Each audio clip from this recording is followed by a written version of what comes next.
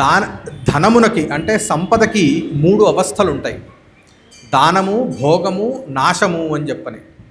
అంటే మన దగ్గర ఉన్నటువంటి సంపద ఏ స్వరూపంలో ఉంటుందిట అని అంటే, మనం పంచిపెట్టాలనుకుంటే మనం పంచిపెట్టేటటువంటి స్వరూపములో ఉంటుంది.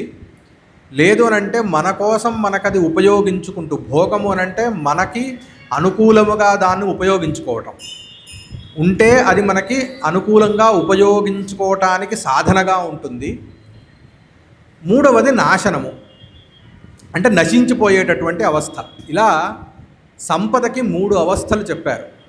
యో నదదాతి నభుంక్తే, ఎవరైతే తన దగ్గర ఉన్నటువంటి సంపదని ఇతరులతో పంచుకోడో, లేదా ఎవడైతే తన కోసం తాను ఉపయోగించుకోడో అతడు నశించిపోతాడట. ఎందుకు అనంటే ధనానికి ఉన్నటువంటి మూడవ అవస్థ ఏమిటి అంటే నాశనము. కాబట్టి తను కూడా నశించకపోతాడు అని చెప్పని సుభాషితం చెప్తుంది. అలాగా ఇక్కడ కూడా న లోభ అంటే మనము నశించిపోవటానికి ఆధారభూతమైనటువంటి ఒకానొక మానసిక అవస్థని కూడా, అంటే దురవస్థ, అది ఉండకూడనటువంటి అవస్థని కూడా అది తొలగింపజేస్తుందిట.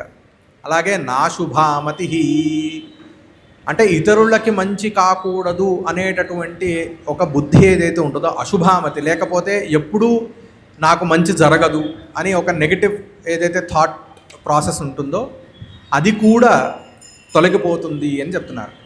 కాబట్టి మనం చూస్తే క్రోధము లేకపోవటము, మాత్సర్యము లేకపోవటము, లోభము లేకపోవటము, అశుభామతి అంటే ఇతరులు చెడిపోవాలి, లేకపోతే నేను బాగుపడను అనేటటువంటి మానసిక స్థితి లేకపోవటమే సంపద.